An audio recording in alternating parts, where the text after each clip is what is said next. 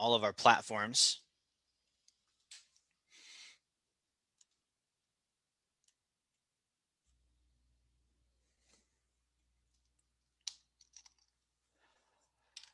Okay, great to see everybody. If you're just tuning in tonight, I want to welcome you. Of course, you're just tuning in though, because we're just getting started. I want to thank you for joining us. If you're coming in for the first time on our Friday night course here, we do these every single Friday. And part of the purpose of this course is to provide financial education. Let me spotlight my video here so everyone can see me. Part of the purpose of this course is to provide financial education. And as we're getting set up here, I want to introduce myself. So I'm the owner here of Wealth Dynamics, and what we do is we help clients become financially educated and wealthy so that they can navigate their economic futures with certainty, and also help build more prosperous communities around them. Okay, and so I'm the owner and founder here of the company. I do these courses every Friday night, and I've done these for going on like 3 years, every single week, haven't missed a week. And the reason being is, again, this is stuff that I have not seen taught. I didn't grow up with it. I wasn't taught it in school. I guarantee most of us didn't know the information that we talk about on these courses. And so because of that, we talk about them openly on Fridays because it's information that can help all of us. Okay, it's information that can help all of us. So if you're watching this, that is our intention, is to help you. That's why I do this course. If you are looking at this and you're like, man, the information here is clicking, it's helping, I'm implementing it, my finances have been improving every week, that is 100% our goal. That's 100% our goal. So that's great if that's happening. If you're just tuning in for the first time, I want to go ahead and set the stage a little bit. We do these courses every week, as I said, and tonight our topic is how to become an accredited investor. An accredited investor literally means that you have $1 million net worth. Okay, last year my company helped create 8 accredited investors, meaning we helped people, families, 8 of them become millionaires. That's a thing we're very consistent at doing. And so when you think about that, like when I was a kid and I thought of being a millionaire, that was unreal to me. That was literally like impossible, only seen on TV. I didn't know anybody that was a millionaire. Nobody in my family was a millionaire. And so it wasn't even a thing where I was like, man, that would be really hard. It was a thing where I was like, yeah, that doesn't exist. Like that's not a reality. So if you're watching this and you're like, man, I kind of feel like that's maybe outside my league, I was there too. And I'm going to show you what I did to get to that status myself. I'm going to show you what I did to get my clients there. I had a call with another guy on like 2 days ago. I did his blueprint, and he is $34,000 away from becoming an accredited investor. I've been working with him since 2017. So 3 years we've been working with him on investing in finances. And over the last 3 years, we've taken him from being worth maybe 250,000 to now in 34,000 more dollars, he'll be a millionaire, which will happen next month, which is incredible for him and his family. Like he's got 2 kids, he's married. Like that's such a blessing and such a freeing thing for somebody because of what they're able to do. So I'm going to talk about how to get there. Now, as we're going through this tonight, a couple of rules, okay, house rules. First things first, I don't want anyone to watch this and feel like it's outside their league and they can't understand it and it's not for them or it's too complex. Okay, I felt that way when I first started learning about finances and money. That's exactly how I felt. So what I did is I disassociated from the information. I was like, I don't understand the words. I don't understand the concepts. This is all too complex. So it doesn't apply to me. So I'm going to pretend that I'm disassociated from it. And I might even kind of make fun of it because I don't understand it, when really I was dying to know this information. I wanted to know how money worked, but nobody taught me. I didn't know where to get it. So what I did instead was I made money wrong. I started to disassociate from the information, act like it didn't matter, act like I wasn't interested. I don't want anyone to fall into that tonight because we're talking about higher level stuff. And so it might be high enough level for some of us that we're like, yeah, that's not real. That's not for me. I'm going to make a couple of stupid comments and I'm going to bounce. Okay. If you start feeling that way or feeling like you've tuned out, what that means is that I have said something or gone over something that went over your understanding. Not your fault, my fault. Okay, so if I start talking in language like financially that you don't get, I want you to call me on it. In the comments, say, hey, I didn't understand this. Can you go back to that? I do watch all the comments. And so it's something that if it happens, let me know. And I want to make sure we simplify everything, right? The next thing is this is for positivity only. Facebook, you guys are great about that. Instagram, you're really the culprits here. Think about, again, context. We're on a Friday night. So there's two groups of people. There's people that are very serious about their finances, that are willing to sacrifice their Friday evening to learn about money and improve their situation. I commend those people. Okay. The other group of people is the people that have no friends and literally have nothing to do on Friday night. So their preferred activity is to troll people's comments on Instagram and Facebook videos. That's not who this video series is for. That's not who this webinar is for. This is dedicated to people that want to learn about finances. Okay, so no trolling. If we see that, we're not even going to acknowledge you. You're just invisible. You don't exist. Okay, so that's the second rule. The third rule is ask questions, guys. Ask questions. There's no way in hell that somebody watching this gets 100% of it and applies 100% of it without asking a single question. Okay, back in the day, I used to think if I taught and there was no questions, it means I either did a really good job or a really bad job. Now it means if I taught and nobody asked any questions, it means that nobody understood anything. Okay, because that would be communication I'd be getting back from them on, hey, this is interesting. What about this scenario? Or how do you do this? Or I didn't get that. So if it's just quiet, that means nobody's getting anything. Okay, so we don't want that either. This is for learning, and we want to make sure that you guys are learning. So those are our house rules. The other thing too, and this is more just on the honor system, if I say something that you get helped by tonight, share the stream. Okay, if I say something that helps you, share the stream. That's the only thing I ask of you. You don't have to pay for these courses. That is payment. Share the stream if I say something that helps you. So without further ado, let's jump into how to become an accredited investor. So let's define that really quick again. An accredited investor, somebody that has $1 million net worth. Okay, $1 million net worth. A net worth is assets, the things that I own, minus liabilities, the things that I owe. If my assets exceed my liabilities by $1 million or more, I am an accredited investor. That's what that means. Again, assets are things that I own, liabilities, things that I owe. If I have a surplus, meaning I have more assets than my liabilities of at least $1 million, I'm an accredited investor. Now, the bummer here is that the home does not count. That's the SEC, Securities Exchange Commission. That's our federal government. That's their rule. You can't include your home in your net worth. It's not an asset. Okay. Not a diss on homeowners. This isn't about should you own, should you rent. That's just the rule. So we don't count the home, right? So what we're looking at is how do we get there? And more importantly than how do we get there, why would someone want to get there in the first place? Okay, let me break this down for you. And this is kind of how I started getting interested in this. So I used to be a financial advisor. And what I would do is I would sell mutual funds and retirement accounts and stocks and bonds. So if you ever worked with like a New York Life guy or Edward Jones or Waddell and Reed, like those types of companies, I was that. Okay, I was very good at that. That was my profession for years. And I worked with a guy named Dave Ramsey. And basically what we did is we had several locations in I think eight or so different states. We were endorsed by Dave, and so we'd help his listeners invest. Okay, and what I started noticing is everyone kind of sells the same thing. Okay, everyone kind of sells the same mutual fund, the same insurance plan, the same, retirement account, the same, like if you guys are observant of that too, let me see some feedback. If you've ever sat down with more than one financial advisor, did it kind of feel like they all just sell the same stuff with a different brand, right? Some guy sells American Funds, some guy sells Fidelity, this guy sells Vanguard, but they're all the same thing, right? And so one time I was sitting there as a financial advisor and I had the thought of like, is this it? Okay, like, is this the only thing people invest in? And so I started to research that. And what I realized was there's different groups and classes of investors. Okay, there's at the very bottom, no investor, meaning I don't do anything. I don't even invest. I don't save money. I'm just in debt and I barely earn enough money to pay my bills. That's the very bottom group. Then there's the group that might put money in the bank.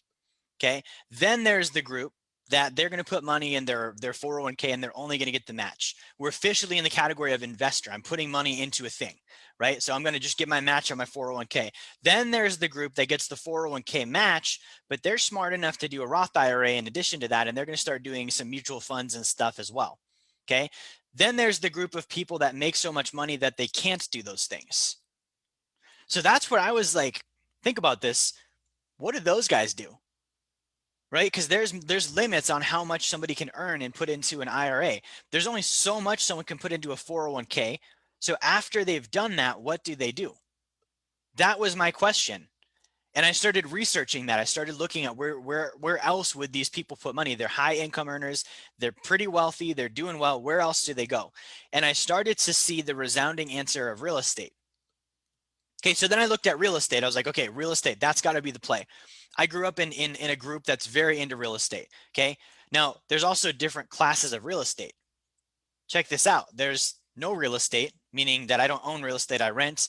There's homeowner, right? I got a FHA FHA loan and I barely bought real estate, meaning I only had like 15 grand maybe for the down payment and I just own a house.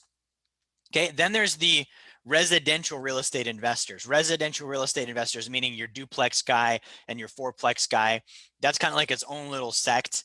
Okay, now you have like commercial people that are buying apartments, maybe 10 units or 15 units or 20 units. Then you get to the top and you get to see people that are buying like giant mobile home parks, office complexes, right? All of this high level stuff. And I started to see that and I was like, okay, well, there's this mutual funds and stuff over here. There's a cap on that. People get capped out, they go over to real estate. When they go into real estate, what are the top guys doing? The top guy that I knew was my best friend's dad.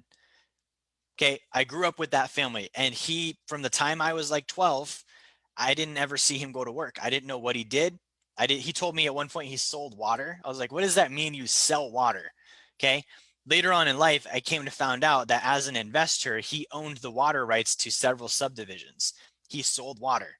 If you had to have water, he got paid because he owned the rights to the water. So I started looking at, okay, if I'm going to get into real estate, how do I make money at this? Now, we talked about the net worth thing. The net worth as an accredited investor excludes the house, right? The house is not allowed to be counted, the primary residence. So I automatically looked at that and realized, okay, it's not the house that's building wealth because you're not even allowed to use that. Okay, so what's the next thing? Is it fourplexes? And I started looking at that. I almost bought a fourplex because I was convinced. I was like, all my friends are doing it. Everyone I grew up with is doing it. You rent one out, you rent 3 out and live in one of them. That must be the route. Okay, luckily I didn't buy the fourplex, and I saw just enough time pass by to see that these people were all basically underpaid landlords. They were maybe making $200 to $300 a month, if that, losing money in some cases, and they had a full-time job as a toilet fixer, a debt collector, a housekeeper, a maintenance crew, a repairman, a handyman, an emotional support person, like anything that came up, snow shoveler. So I was like, that's not wealth because I just ended up getting a job. And the point of this was to not trade time for money. And now I would be trading time for money being a landlord. So it's not the duplexes and fourplexes. So then I looked into the commercial side of things and I was like, okay, what about the commercial side? Commercial side meaning apartments and mobile home parks and office and retail and warehouses and all these bigger things. And that's where I was like, that's where the money is at. Now, the other thing I saw is that's also where people get spanked. Spanked meaning they get in way over their head because they have no experience investing in those things. So I was somewhere between, I know I don't want to own a fourplex, and I know that I'm not experienced enough to just go buy a mobile home park. Like a bank would literally, even if I had the money, they would laugh at me if I walked in and I'm like, hey, it's my first deal. I want to buy this 32 unit mobile home park. They'd be like, get the hell out of here. Like you're not going to just be able to get this loan, right? The brokers that are listing the deal, they wouldn't even pick me if I was the first guy. They'd be like, why would we go with somebody that's untested when we have maybe 5 or 10 people that they buy all the time? We're going to go with the people we know. Okay. So I started looking at, well, how do you break into this? How do you break into this? Now, what I started learning about was there's something called a private placement fund. A private placement fund. The private placement fund is where the guy who has the connections with the real estate, the guy who's done the deals, the guy who has the track record, the guy who has the rapport and the lending and all of the stuff that's needed to get into the deal, he leads from the front and puts the deal together, and then he allows investors to come into his deal.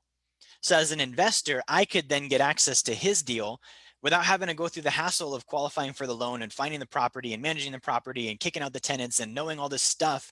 I could literally truly be an investor. So that was new to me. I was not in any of that stuff. I was selling mutual funds and stocks and bonds, right? So I started learning about there's this thing called a private placement investment. And I started researching it and trying to figure out more and more and more and more about it. And what I realized was the reason I had never heard of these before is because these types of investments are only in most cases allowed for accredited investors. Again, someone that has $1 million net worth, they have to have $1 million net worth, not even to do the deal, to legally be able to hear about the deal. The SEC law, I'm a private placement broker. The SEC law is that basically, if I were to advertise to someone about one of these deals that's not an accredited investor, that doesn't have $1 million net worth, I could get fined and or go to prison over it.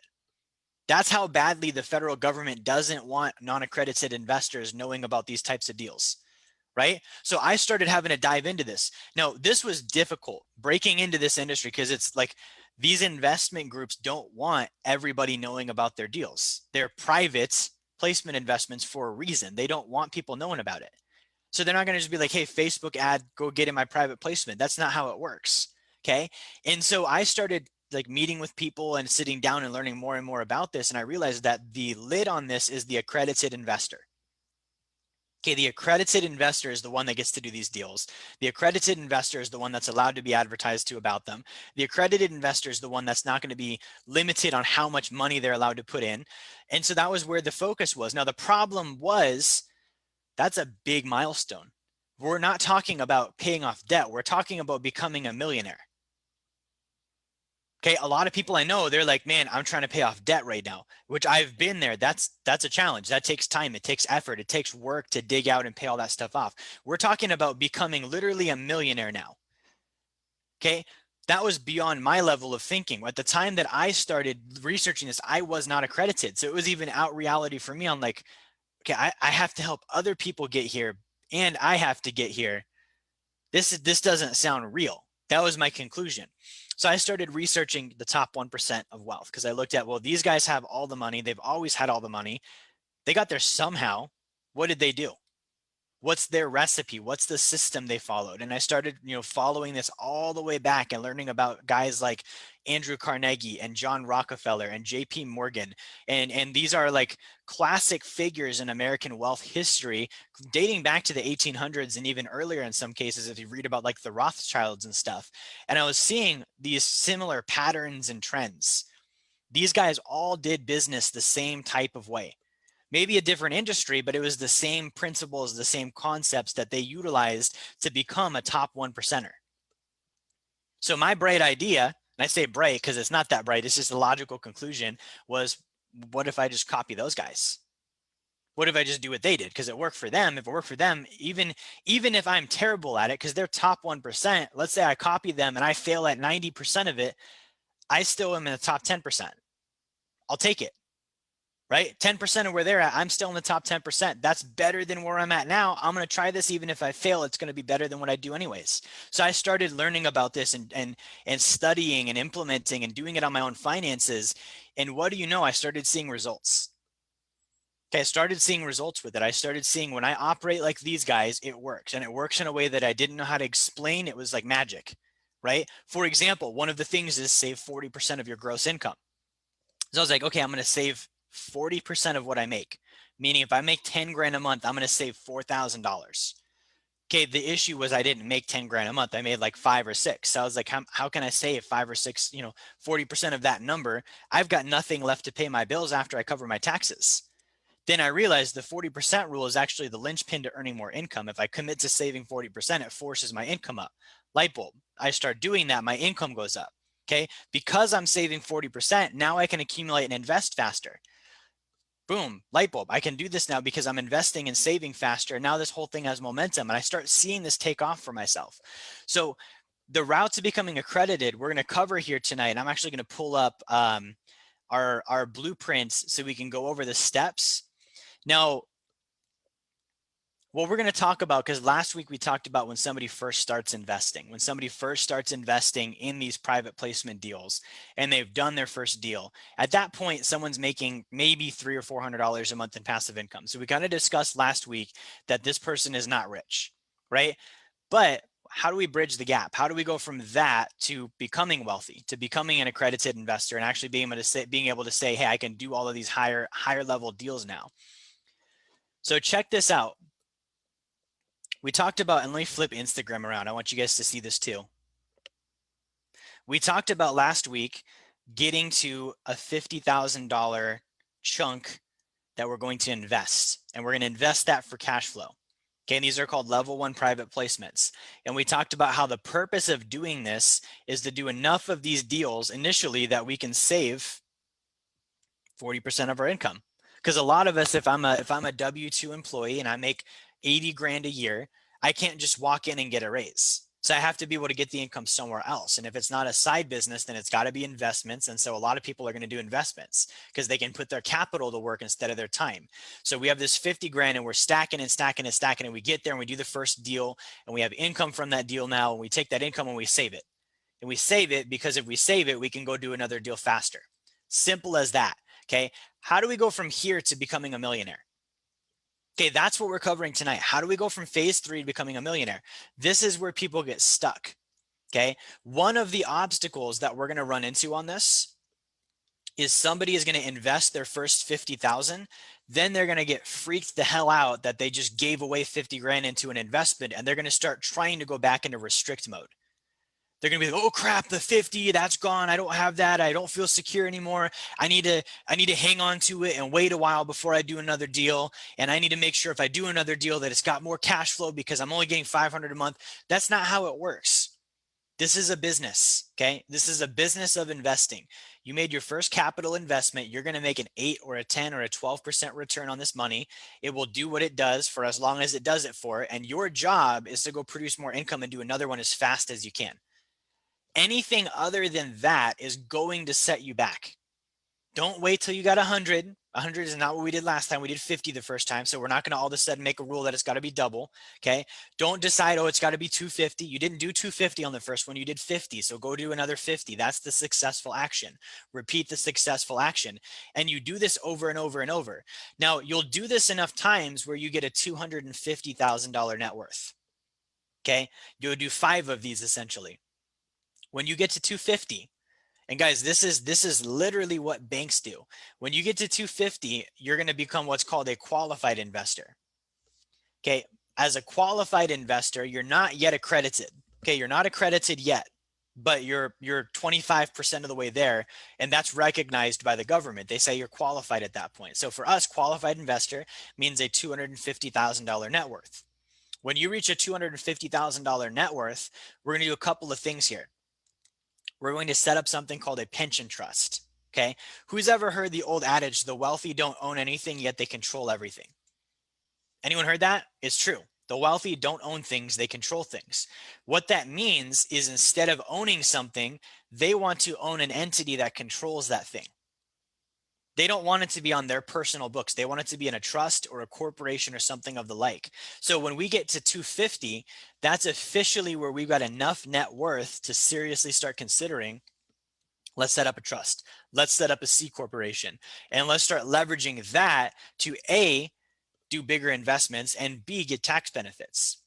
Okay, so when you get to the $250,000 net worth, we're going to set up a corporation or a trust. Now the key is here, you need to qualify as self-employed, which means you need to spend 14 hours per week on self-employment activity in order to justify opening one of these up.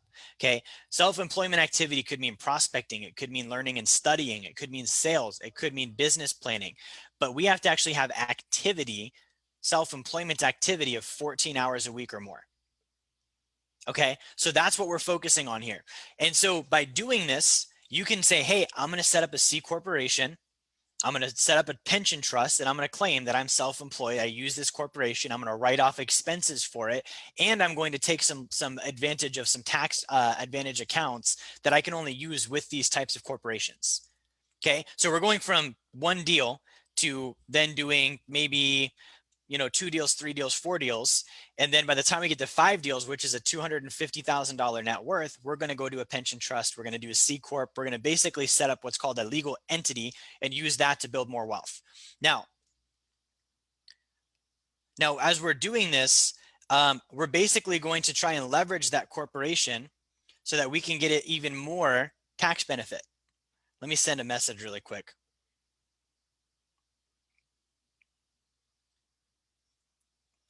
All right, sorry about that, guys. So when you guys get to this point, we're leveraging this for tax benefits. Okay, we're looking at the pension trust as a way to contribute income and write it off against our expenses.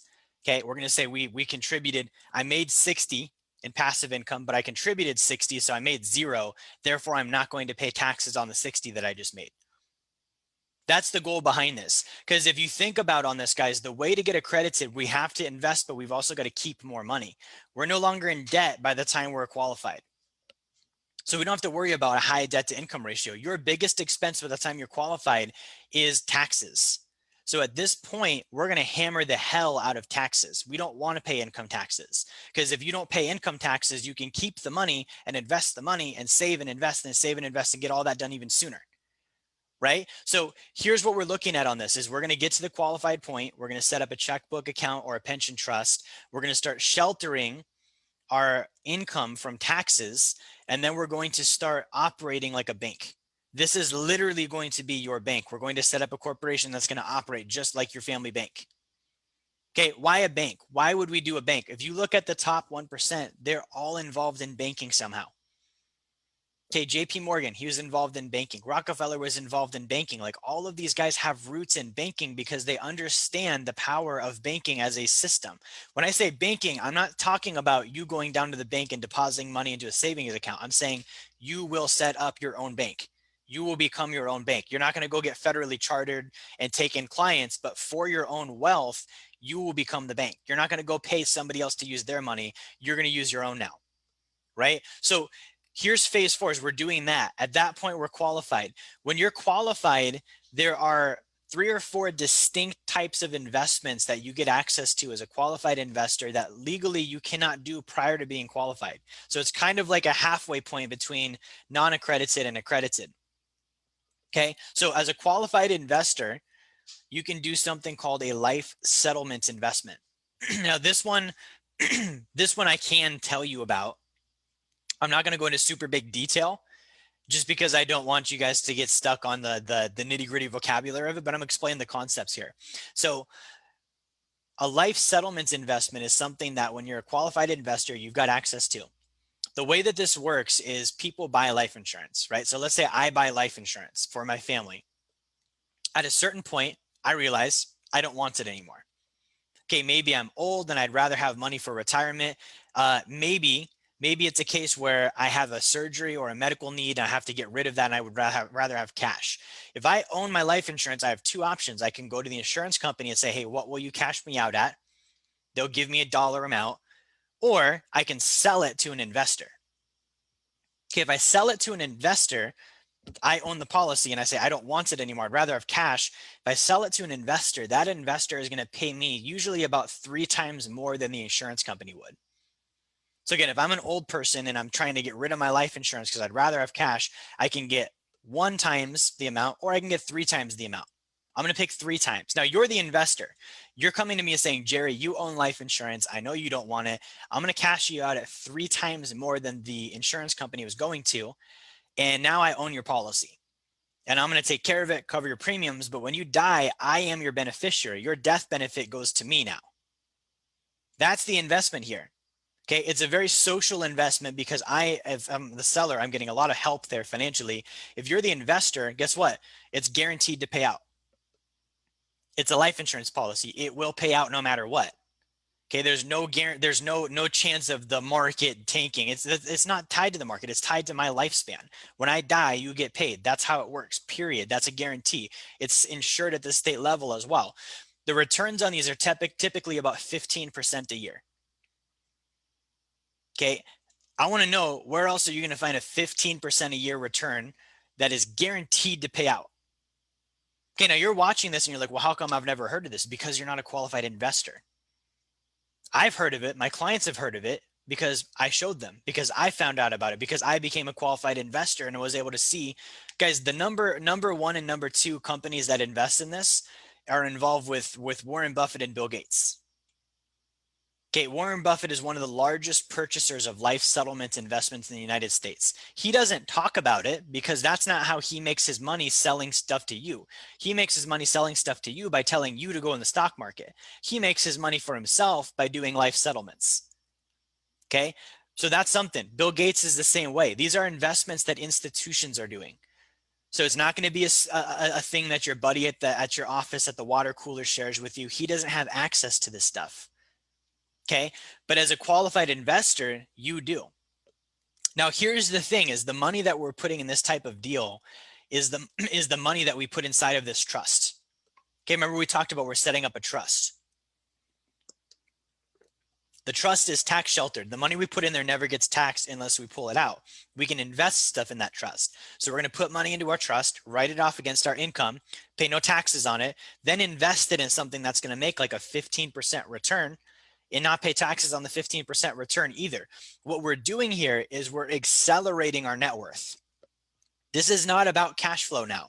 Okay, you've got cash flow. You're saving 40% of your income. This is about net worth. Okay, so net worth means I'm growing the size of my assets. The size of my assets is going up in value, and I'm not going to do that through cash flow. I'm going to do that through something called a compounding annual growth rate. I'm trying to compound the size of my net worth. I'm trying to avoid taxes so I can keep that compounding, and I'm trying to maximize the compounding while minimizing risks. That's why we do a life settlement investment here. Now, the other thing that you can get involved in at this point in time is foreign currency trading.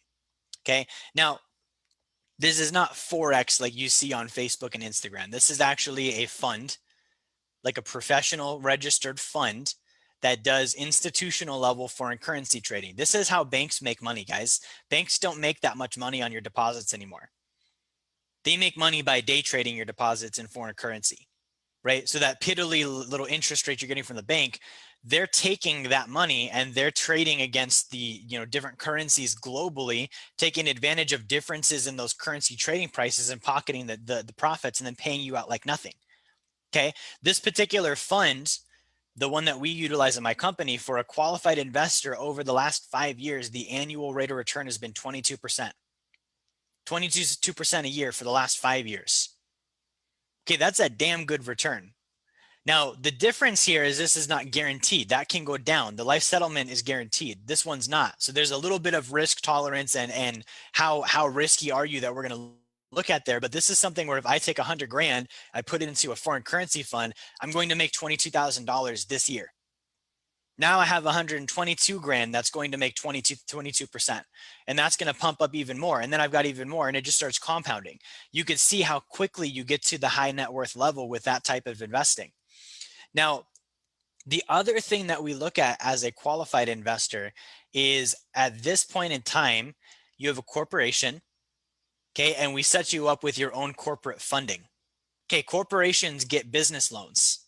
Okay, business loans are loans that have very high lines of credit, very low interest. They're non-recourse, meaning if you don't pay them back, nothing bad happens to you. It goes back on your corporation. Now, I'm not saying don't pay your debt, but I'm saying that's a better loan than going to the bank and getting a personal line of credit or a personal loan where if you don't pay it back, they're going to take away your house or your car. Okay, so when you get to the 250 level, we're going to introduce you to a world of lending. I'm going to borrow lots of money at this rate, and I'm going to invest it at this rate, and I'm going to pocket the difference. That's another form of building up the net worth. We're going to use that to leverage into deals that you didn't have access to before. Again, I'm not going to do this prior to the $250,000 net worth. So I'm not the bro on Facebook that's saying, hey, I'm going to get you 6-figure funding for your business, which you didn't even have till you signed up with me by selling you an aged shell corporation and getting you 0% credit cards. That's bullshit. That's not what institutions do. We're saying we're going to set up a corporation or a trust. It's going to have revenue because of the investments we've been doing. We're going to give it even more revenue, and then we're going to work with special brokers and loan programs that wants to loan you real money at a real loan term, not just credit cards, so that you can do real deals with it. Okay. Now, the fourth thing that you get access to as a qualified investor. Now, this one is sick. I'm going to turn Instagram around on this one. Okay. So the fourth thing that you get access to is trade line rental income opportunities. What is a trade line? A trade line is a credit line. Okay. So let's say I have a credit card. Let's say I have good credit. Okay. On my credit card, I'm allowed to add what's called an authorized user. An authorized user doesn't have to be related to me. It can be anybody. I could say, hey, I'm going to add you to my credit as an authorized user. The benefit to you is you get the track record of my credit on your report. Okay. The benefit to me is you don't actually get to use my credit. You don't get to use my credit card. You don't get to use my credit card number. You can't buy anything, but you do get the benefit of my good payment history. I'm going to charge you for that. I'm going to charge you every month you use it. Okay, so if I have 5 credit cards and I can make, let's say, $200 a month per credit card by letting somebody become an authorized user on my lines, that's $1,000 a month in passive income with basically no risk, because that person that I'm letting use my credit line doesn't actually get to use the credit. They just get to say it's on their report. They might not even know who I am. Okay, I could be anonymous. I could go through a broker and I don't want them to tell anybody who I am. I just want them to add that person to my credit line. They get access to that on their credit report. We never talk. They don't know who I am, and I charge them $200 a month for that privilege. Okay, this is another way of leveraging credit, guys. Banks do this stuff. I'm telling you, we are copying banks and institutions with this. So the idea behind, let me, rack up a bunch of debt while I'm still broke so that hopefully I can buy a fourplex or a duplex is stupid. Guys, I just showed you how to make $1,000 a month passive, like literally no work, with no leverage. You didn't have to borrow a cent. You just had to have good payment history and a credit line that you could make someone else an authorized user on. Okay, so this is the kind of stuff that we do at the qualified level. This helps accelerate us, as you can see, to become an accredited investor. Okay, the final thing we do here is advanced tax planning. So we sit down and we look at, again, how do we reduce your taxes? We talked a little bit about that up here, but we're talking about this down here now too. I have a client right now where he makes about $400,000 a year inside the state of New York. He's W-2, and I pretty much could help him pay 0 taxes. Okay, now it's up to him if he wants to pay 0 taxes, but I could get him down to 0. Why? Because he's a qualified investor. There are things he's allowed to write off as a qualified investor and vehicles that he's allowed to use that a non-qualified investor is not allowed to use. Okay, I want to really emphasize, this is an unfair game. If you are not at these levels, you do not get access to the things at these levels. So if I'm in debt, I need to hurry up and get out of debt so I can get here. If I'm just doing my first deal, I need to hurry up and do the 3rd and the 4th and the 5th deal so I can get here. Okay, if I'm on my 3rd deal and I'm having cold feet because I talked to my brother-in-law and he's got me all confused, I need to hurry up and get my head on straight so I can get here. Because if I don't get here, I won't get ahead. I will stay where I'm at. Okay, you guys can all think of people you've seen where they just stayed where they're at. They did their first real estate deal, maybe they did their second one, and then they just plateaued and nothing else happened. Okay, so this is where you have a quantum leap happen. All you have to do, guys, at this point in time, you have a $250,000 net worth. All you have to do is repeat that 3 more times. And when you're repeating it, this time you have all of these things that you didn't have before. So it's going to go even faster. You had cash flow you didn't have before. So it's going to go even faster. All of this accelerates you to the next level, which is becoming accredited. Okay, this is phase 5, gaining freedom to invest in assets reserved only for accredited investors. These are the $1 million net worth people. If you thought 250,000 was cool, wait till you get here. These ones I can't even talk about tonight. Like, these are not deals I'm legally allowed to give you any information on unless you're already an accredited investor. But what I can tell you is, as an accredited investor, if I do deals like this, I don't have to pay income tax. I can do deals like this and I can make cash flow and write the cash flow off like it never showed up. Okay. I can buy into projects and investments that literally I would have no idea about if I wasn't an accredited investor. Like, think about, have you ever drove through like, let's say a town or an oil field or, any area, and you've seen a lot of like buildings and projects and wondered, I wonder who owns this? Ta-da. Okay. It's these guys. These are the funds that own those things. Okay. The town that I grew up in, most of it is now owned by an accredited investor who started a fund, and now we put other accredited investors in his fund. You'd have no idea unless you knew the guy and you're like, hey, I didn't realize he owns that building and that building and that building and that building and that building, but he does. So at this level, you're accelerating into deals that you couldn't have done before, you couldn't have known about before, you couldn't have invested in before. And these types of deals get you financially free. Okay, these types of deals get you financially free. If you're like, man, I don't like trading time for money. I want to be able to go spend time with my wife and my kids, or my husband and my kids, or I want to travel, or I want to see my family, or when COVID happens, I want it to not matter because I wasn't working in the first place and I still made my paycheck and it wasn't on a government subsidy. It was for my investments. If you don't get here, that's not possible. If you don't become accredited, you will never be financially free. That's the bottom line of it. Retirees that aren't accredited investors, your grandma, your mom who's 50 and about to retire, they're somewhere in the middle between qualified and accredited. The reality is that person, they're going to run out of money 10 years into retirement or less. Okay, so that's not like it. A lot of people act like that's it. I got $500,000 in my 401k and I'm retiring in 5 years and life's going to be gravy. No, no, no. You're going to live in poverty for the next 10 to 15 years if you don't run out of money sooner than that. Okay. And again, it's easy to scoff at this, but guys, I just showed you the way to get there. I'm freaking 28 years old and I got there following this blueprint. I didn't go to college. I was never given any money. My parents weren't wealthy. I didn't have an inheritance. I didn't win the lottery. I didn't marry into it. I literally started at a negative, meaning I had more debt than I had assets, and I built my way up to becoming accredited. I did it through focus and work and determination and following proven strategies. Okay, now the problem here that you're going to run into is most of the advice givers aren't here. Your financial advisor is probably not an accredited investor. He probably doesn't know about any of these deals. Your realtor is probably not an accredited investor and probably doesn't know about any of these deals. Your mom is probably not an accredited investor and doesn't know about any of these deals, but they all have an opinion. And they're all going to tell you, well, I've never heard about that, so you might want to check it out and make sure it's not a scam. What about what they have? They're with Wall Street right now. Okay, the only guarantee with Wall Street is fees. Okay, Wall Street is literally like a wasteland. You don't want to be invested there, but that's where they're at. Yet they're going to say this is skeptical, and if you listen to them, you won't get here. Okay, now I'm not saying take what I'm saying at face value. Do your research. That's why we do these courses every week. The information's right here, but find out for yourself and gain understanding for yourself. And if this is real, pursue it. What the hell else are you going to do? You got 40 years. Are you really just going to work and not do anything? Right? This is about freedom, guys, because after accredited is this phase 6. This is the final phase we're going to talk about tonight. Gaining freedom from trading time for money in order to fully live a life of purpose, wealth, and freedom. Okay, this means I'm not going to trade time for money anymore. Who else hates trading time for money? Working the job. Okay, clocking in, clocking out. I hated it. Okay, I hated it, so I found a way out.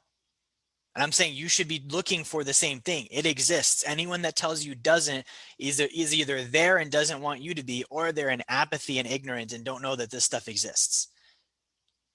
Okay, for you to work 40 years, that's 40 years of your life. That's the 40-year to life sentence trading time for money. 40 hours a week, 60 hours a week, whatever it might be. It's a life sentence. When you turn 60, you only got a good 20 years left. Your money's only going to last you 10 of those. What's after that? Okay, why not redirect and do this stuff? Now, this all sounds grandiose and great, but I want to remind you guys, before we open up for questions, we just did phase 6. Okay, we just did the final phase. In order to get to phase 6, you have to do phase 0. Phase 0 means I get my money under control. I understand money. I earn more income than I spend. I pay off all of my debt. I clean up my credit so that I actually have a standing chance with these banks. Then I go into savings and I get 6 months of reserves saved up on my sacred account and I insure myself. Then I start acquiring assets and then I do an estate plan and protect those assets. Then I start buying real estate. Okay. And I save up a 20% down payment to buy my real estate. Then finally I start investing it for cash flow. And I do that over and over and over and over and over until I can save 40% of my income. And I do that until I get to a $250,000 net worth. And then when I go to a $250,000 net worth, I have to repeat all of that 4 times to get to $1 million. This is not get rich quick. This is work. This is going to be difficult. This is going to test you. This is going to be something that nobody else in your life understands why you're doing it. And everyone's going to think you're strange and awkward and weird for doing it. And if you do it, and you keep doing it, you'll get here. Okay, there's a long distance between phase 0 and phase 6. Okay, let me flip Instagram around. The most true thing about this is the fact that it's called the top 1%. Okay, it's not called the top 1% because they're privileged. It's not called the top 1% because they inherited it. It's not called the top 1% for any reason other than 99% of us don't get there. So for me to look at this with an idea that it's going to be easy, that's foolish. It's not going to be easy, but it's going to be worth doing, and it's going to be better than what's going to happen if you don't do it. Okay. For me to look at this and think it's unreal, that's also foolish. We just looked at the top 1%, 1% of 330 million people. That's not a small number. That's still a lot of people. 1% of 330 million people. That's our top 1% group that did make it here. Okay, even if you're not in the top 1%, like I said, you feel miserable on 90% of what I'm teaching you, you're still in the top 10%. Okay, 10% of 330 million people is 33 million people that are in the top 10%. So it's not impossible. I have to actually follow the plan though. Okay, it's the equivalent of like building a house, right? My client Matt's watching. Matt does wholesaling and flipping. Matt can probably relate to this. If you look at a house and you don't realize that there is a blueprint, it's going to look unreal that you'd be able to build that. You'd be like, how the hell did somebody, like, I don't know how to do this, right? Like somebody that doesn't understand construction and they've never seen a house like that and they don't know how to build it, they're going to feel like it's totally out of their reality to build a house till you see the blueprint. And then you're like, oh, okay, this goes here and we use those materials and there's professionals that do that.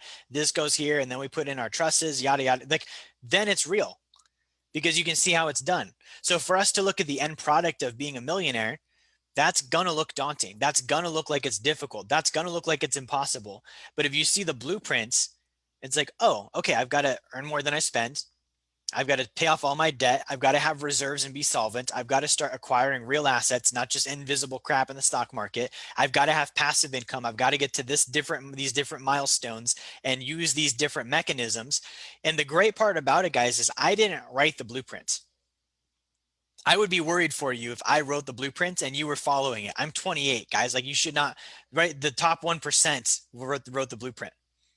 This is all research I did on what do the Rockefellers do? What did Carnegie do? What did JP Morgan do? What did the Rothschilds do? What did frickin' Walt Disney do? Right? When we study those guys, JC Penney, like, they all did the same stuff. I didn't go to college, but I can see patterns. When I see, okay, all of these guys did the same stuff and got the same outcome, maybe I should do what they did. Simple as that. So what I want to do here is I'm going to end and wrap up and answer questions. But before I do this, for questions, I do want to give you guys one final thing is you aren't going to scam your way there. Okay, those of us that are watching that are looking for the easy way, the quick way, the no work way, you're not going to scam your way to $1 million. You might be able to scam your way to $1 million in income, but you won't scam your way to $1 million net worth. Okay. And here's the problem. I was talking to a client earlier this week that signed up for some sketchy ass credit repair program with some guy. And the guy is doing a bunch of illegal crap to repair his credit. And I was like, that's great. And your credit's going to look awesome right now. But when you come talk to me about getting a loan with a real bank, they're going to see all this stuff and they're not going to want to touch you because you tried to scam your way there.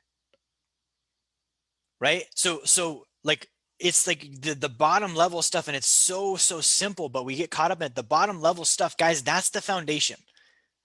That is the foundation. Saving money, paying off debt, getting solvent, doing the first few deals. That's the foundation. If I was, let's say me and my client Matt here, we were going to build your house and you found out that we scammed our way through the foundation.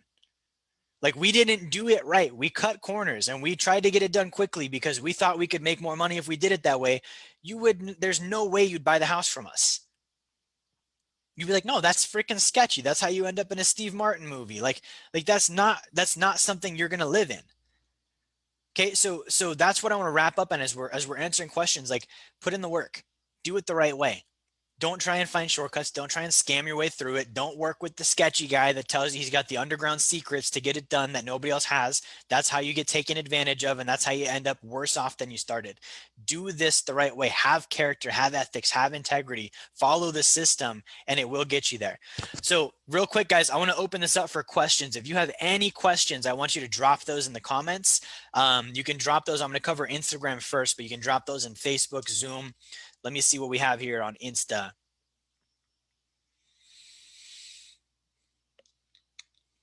Okay. Any questions on Instagram? Lots of viewers. Thank you guys for tuning in tonight.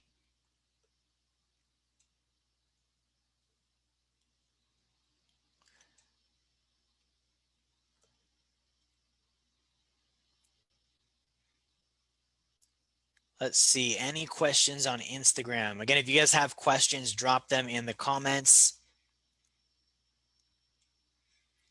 So someone asked, do you recommend wholesaling? So wholesaling, let me explain to everyone what that is first. Wholesaling is the idea that I find a house that is or is not for sale that I think should be for sale, or maybe it is for sale and I think I can do a better job than is currently being done marketing it. I basically put the house under contract. I say, hey, I'm going to buy it from you. Let's say it's worth 200 grand. And I'm like, hey, you guys are maybe in a financial hardship, or the house has been on the market a while, whatever it might be. I'm going to buy this from you for $180,000. I know you said it's worth 200, but if it's worth 200, it would be sold by now, and it's not. So let's do 180. Okay. They agree. And then I take that contract, the right to buy that house, and I sell that to somebody else for 200 grand. Homeowner is happy because they got 180. I'm happy because I just made $20,000 on my spread for selling that contract to someone else. If you can do that, I think that's an excellent way to earn income. Excellent way. There's not a lot of cost that goes into it. If you can market and prospect and do all of those things, you can make money doing it. I prefer that to flipping. I don't think flipping is as profitable and good as wholesaling. Okay. Now, let's not be mistaken though. Wholesaling is not an investment. Wholesaling is a job. That is an income opportunity. I see a lot of people that think that they're wholesalers, and then they think wholesaling, because it's real estate, falls in the category of investing. It doesn't. That is a sales job. You're an unlicensed realtor legally, but you're basically a realtor. Okay, so I think that's a great way to earn income to answer that question. If you are skilled at it and you can market and you can prospect, do it. Like, that's a great way to make money. You can make good income doing that. I know several people that make money doing that. Let's see what other questions we have. Have you ever heard of I Am Master Academy? I have not heard of that. Can I borrow some money? Only if I can. If I can borrow 10 grand from you, I'll loan you 20 bucks. That's our deal. Okay, I don't see any other questions here on Instagram. Let me wrap up on Insta, and let's handle Facebook and see what questions we have here.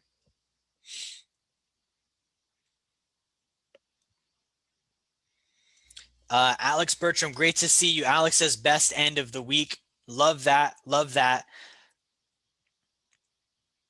My client Josue says had one and fired her after learning from you guys. So he's saying he had a traditional financial advisor, and after he met with us, he fired her, which is not mean. We weren't like, hey, fire that lady. He was just like, this is better. Brad Herndon, great to see you. John Parker, great to see you. John is asking, how many millions do you need? Just one. If you do 1 million, you're accredited. So that's all you would need for that. Marcy says, should you always do 50K increments? Why not 100K in one? That's a good question. So Marcy, if you wait till you're doing 100, you're expanding time. You're making it take longer before you can compound. So if you do 50, you're making $500 a month. And if I do another 50, I'm making another $500 a month and I can get there quicker. If I extend it out and do 100, it's going to take me twice as long and I'm not earning any passive income on the first 50 that I'm leaving in the bank till I get to 100. So I do 50 every time because it doesn't make a difference that there's not like a bulk discount. I'm not going to get a better deal if I do 100. So whatever I've got, if it's over 50, I'm going to put all of it in a deal. And as soon as I've got another 50, I'm putting that into. That gives me speed. So I can make more money faster because all of that cash flow is now compounding instead of basically having an increment of time where there's no cash flow on my 70 or my 80 or my 90 because I'm trying to turn it into 100. So, and really it goes back to the triangle of wealth. It's earn, save, invest. If I invest, my invest should strengthen earning. So why wouldn't I want my 50 earning while I get another 50? It's going to keep that flow going faster and give me a lot more velocity. If I keep it here, I'm actually stopping the flow. So I'm saying, no, no, no, I'm not going to do this invest. I'm saving it and waiting till I'm at 100, and it's going to take me longer to get there now. Jose says, can you earn more than one policy? Why or why not will we do this? Jose is asking the right questions, man. So you can own more than one policy. Again, when you become accredited, we're going to dive into this, but you can own policies on anybody you have insurable interest with. What Jose is talking about it with policies, he's talking about sacred accounts, life insurance policies. Banks and institutions do this. They own policies on all of their employees. They have the cash value like super high like we do. They have the death benefit paying them when the employee dies, so they get double paid. So that's a very smart strategy in the long term. It is something that you've got to be qualified or accredited and have money, A, to do that, and then B, have people to put the insurance on. But that totally works.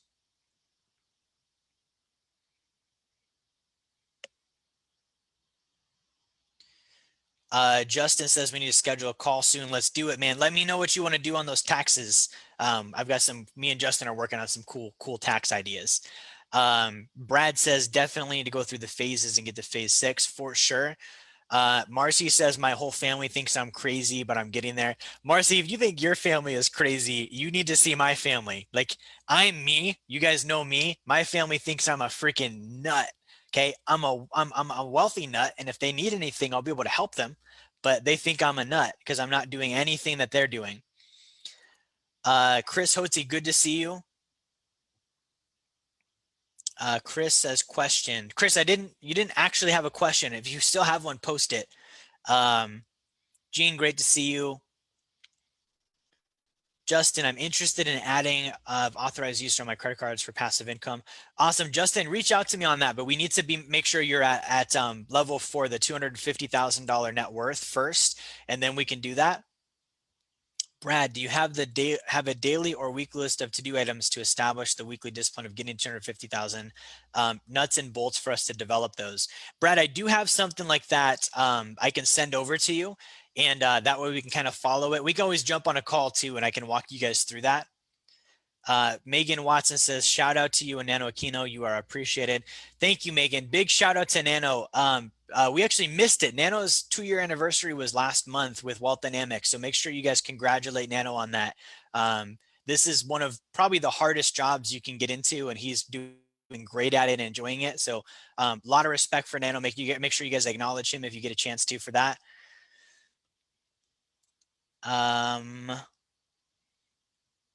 Marcy says, do you recommend somewhere specific to put people in my credit cards?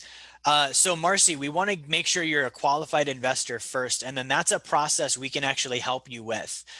So there are brokers. I'm a broker for that, and you do want to go through a broker so you don't end up with sketchy people on your stuff. So we can kind of filter that out through and help you out for that with that. Edgar says, what is the income target to pay no taxes? So there's not really an income target, Evo. It's kind of subjective. Everyone's income is going to be a little bit different based on how they're earning it, what kind of corporations they have, how they're paying it to themselves. And so all of that adds up to not paying taxes. One of the best ways to not pay taxes actually is through a C Corp. If you have a C Corporation and if you structure it right, so it's not a blanket statement of just go buy a C Corp, but if you structure a C Corporation correctly, you can pay yourself out as a shareholder. And if you pay yourself out underneath the capital gains cap, there's no income tax due on any of that money, which is pretty dope. Michael Kerrigan, great to see you on here tonight, man. Ryan, good to see you. Justin says I'm accredited. That's awesome, Justin. If you're accredited, let us know. We can set up a call. I do have to verify that with you to make sure that that is the case, but I'd love to look at that and then help you get involved in some of this stuff if you think it's going to help you. Let me check Zoom here, see if there's any questions in Zoom. Questions in the Zoom chat. Nano has a question. What's the advice to help someone earn more income, finding the right industry and sales? Yeah, I mean, yeah, pretty much, you know, earning more income is being in a position where you can earn more income. And then really for me, when I started earning more income, it was an all out effort. So I didn't do other things. I mastered sales. Okay, I mastered communication. It's like saying like, what's the advice for someone to climb a mountain? Like wear the right shoes, have the right vehicle, and then freaking just climb. Just go, go, go. Don't take breaks. If you take breaks, it's going to take longer. Don't feel sorry for yourself. If you feel sorry for yourself, it's going to take longer. Don't wait for people. If you wait for people, it's going to take longer. Your goal is to get to the top of the mountain. So that's my advice on that. Let's see what else we have here. Mark asks, where do you find life settlements? You find them through me. We're brokers for life settlements. You're not going to find life settlement deals just out there. Again, you have to be an accredited investor or a qualified investor. And then on top of that, you've got to have a connection with somebody that actually will refer you or vouch for you and get you involved. Because guys, a lot of these funds, again, they're private placement funds. So they don't want just anybody. They are worried about bringing in investors that will try and sue them or cause issues or rock the boat. So brokers like me are used to keep those people out and to qualify the right types of investors to make sure that the right types stay in the deals and get the deals. And then we keep any of the risky people out of the deals. Nano said I had a lead asking if they could fix that portion of the triangle, earn more income. This is going to sound mean, but it is true. If somebody doesn't earn more income or they're not sure how to earn more income, they're not exchanging value with people. That's not easy to confront. But when I wasn't earning more income, it was because I was exchanging with myself. I was watching TV too much. That's an exchange with myself. I was going to the gym too much. That's an exchange with myself. I was worried about my future and my this and my that and and I wasn't exchanging with other people. I can't make money for myself by myself. I have to find your needs and exchange with you and help you instead of myself. So it's not fun to confront that, but the person who is struggling with earning income is introverted and self-focused. And that is the root cause behind them not earning enough income. And until that is fixed, nothing will help. Okay, that's literally just a value problem. Like it's like saying I went to the store and I didn't buy anything. It's because there was no value there. If there was value, I would have bought it. It's not my fault that I wasn't interested. It was the store's fault for not having items I was interested in. So in the marketplace, if I'm not having money show up, it means I'm not exchanging valuable things with other people. And the hard part about that is I have to actually admit that my viewpoint doesn't matter. It's other people's viewpoints. So it doesn't matter what I think, it's what they think. I have to be able to unscrew my own fixation on being right and validating my own belief systems. No one freaking cares about my belief system. They want help. Okay, me helping someone is not me slapping them over the head and saying vote for Donald Trump and then trying to help them. Like that's not how it works. So I have to leave all of that stuff out and just solely focus on I'm a human, that's a human, what are their needs, how do I figure those out, how do I deliver to those needs?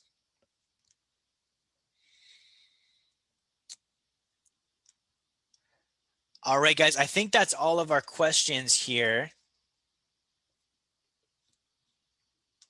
Yep, I think that's it, guys. So we're going to go ahead and wrap up here tonight. I want to thank everybody for tuning in. I love it seeing everyone here on a Friday night, all of our participants. Again, if you guys have questions on this, reach out to my team. We'd love to help you with this.